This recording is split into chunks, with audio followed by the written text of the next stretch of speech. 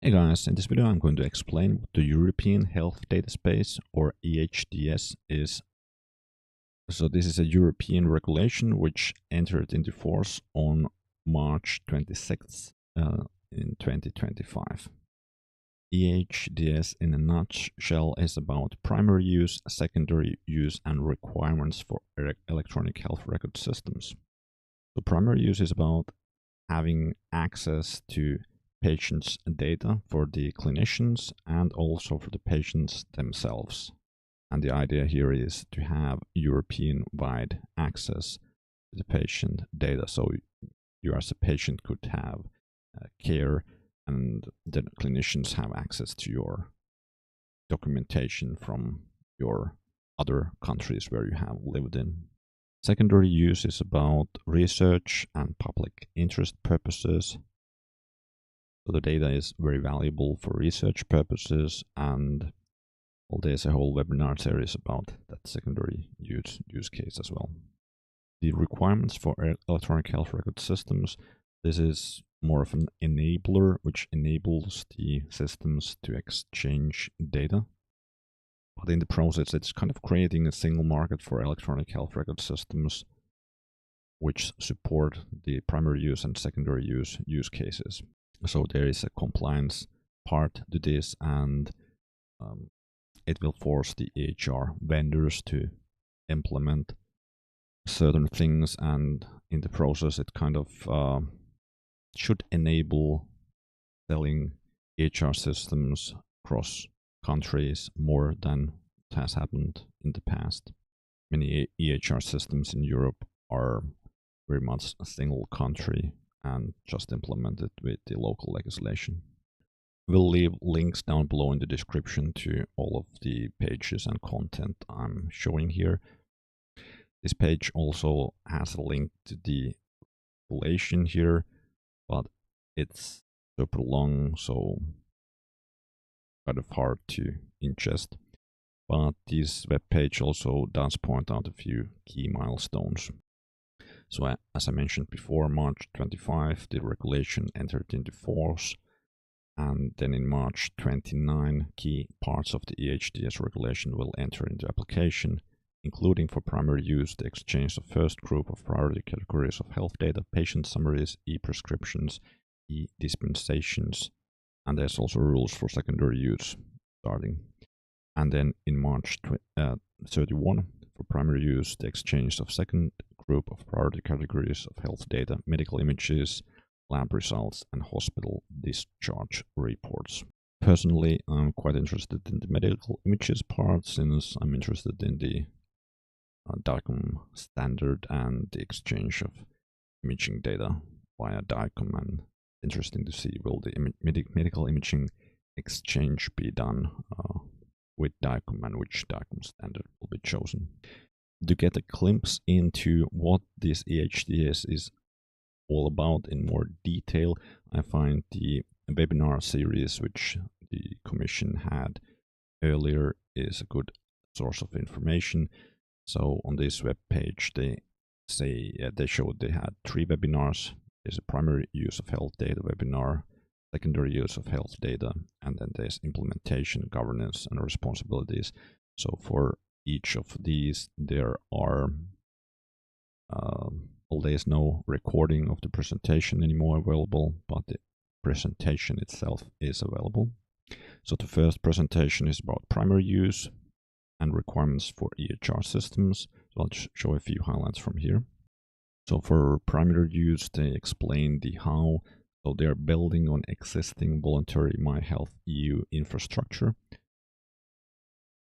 And kind of if one thinks about the past, there have been multiple projects in the European Union to improve information of health data across countries, and some of the projects seemed like it didn't move things forwards.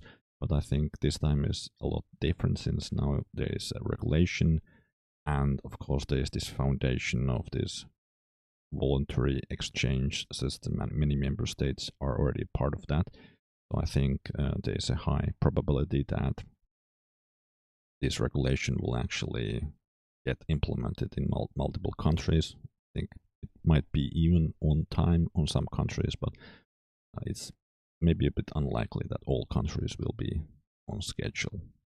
So it's interesting to see here that they are saying product legislation for two components of EHR systems, interoperability and logging, and also for secondary use, rules on who has to make which data available for which purposes and under which conditions, common infrastructure.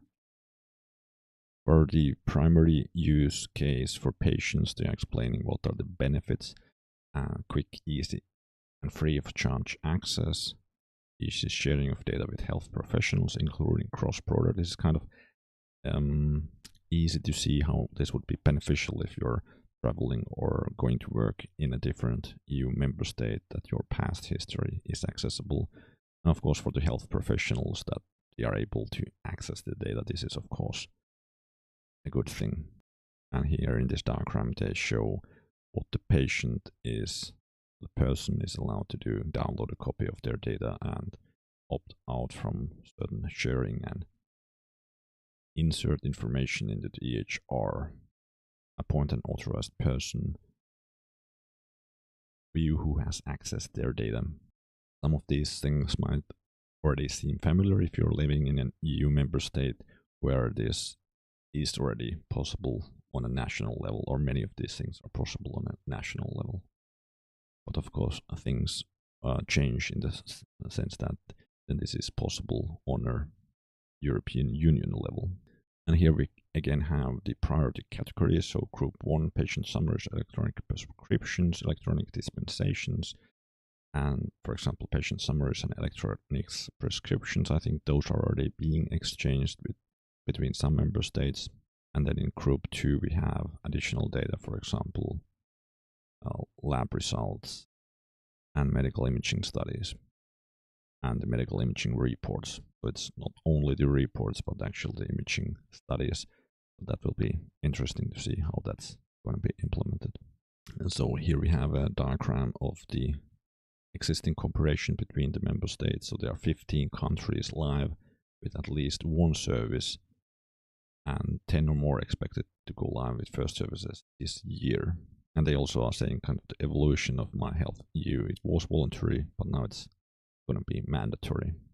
And of course, there are new services and new data categories which will be exchanged. And here they explain a bit about how the data exchange is going to happen.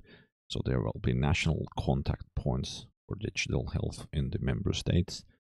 And some countries, it's kind of already clear who that contact point will be, because there is a national infrastructure which is already existing, and that national infrastructure contact will be the contact point, or kind of is already the contact point for the current existing exchange of data. And then there's this category of requirements for the EHR systems, and they explain some of the benefits for the different stakeholders. For manufacturers, easier market access across member states due to harmonized requirements for interoperability and locking components. And it should make market entry easier, but of course there are still country-specific legal requirements which need to be met. And for the healthcare providers, I think one advantage, decreasing vendor lock-in effects, and that's of course good.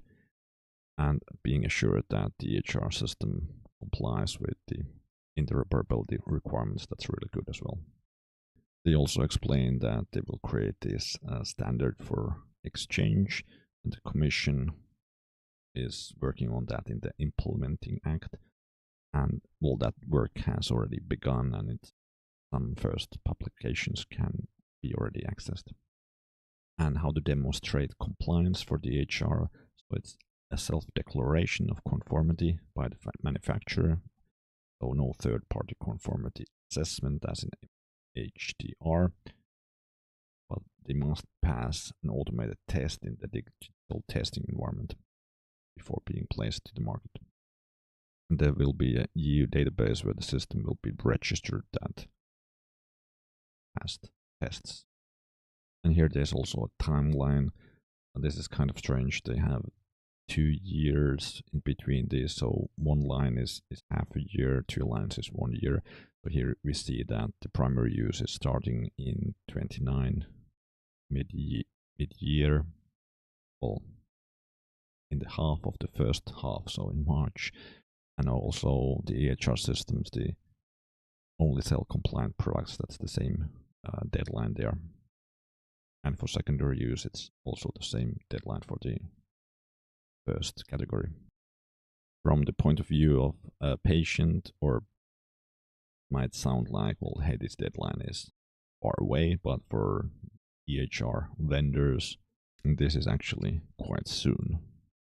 Thinking about how slowly many national or European Commission-wide, European Union-wide projects proceed, I think this is a quite good goal to get this done by those deadlines. Or maybe it's not just a goal, it's actually a legislated, mandated deadline. The second webinar series is about secondary use and the benefits of secondary use for researchers and industry. It's quite clear that easier access to the data will enable more research and more cost-efficient access to data, easier merging of data, including cross-border, and getting better quality data for the patients. In the long run, research leading to new and better treatments. The secondary use of data seems quite complicated, and I'm not going to dig deeper into this, but I think it's a valuable goal of having this secondary use of data, because everybody will benefit from more research and more treatments, which improve public health. And the third webinar series is about implementation and governance and who does what. So here's a bit about the governance between the member states and the EU level. So member states to set up digital health authorities, primary use, and health data access bodies for secondary use. And as I mentioned earlier, some of the primary use authorities, they already exist, and it's quite clear for the member state who they assign this authority as. And the Commission is to provide my health at EU and health data at EU infrastructures and certain other services for the member states. And the deadline for the establishing the digital health authorities in the member states is in 27. And for the Commission, the deadline for specifying the EHRXF, the European Electronic Health Records Exchange format, is also early 27. And this work has started. Let's look at a bit at that in a moment. Skimming through the slides, there are many more tasks, but let's jump into this exchange format. So this is the web page for the project working on the European Electronic Health Records Exchange format, or at least the data space for primary use. They are working on that. They have split the work into work packages, and you can see it here.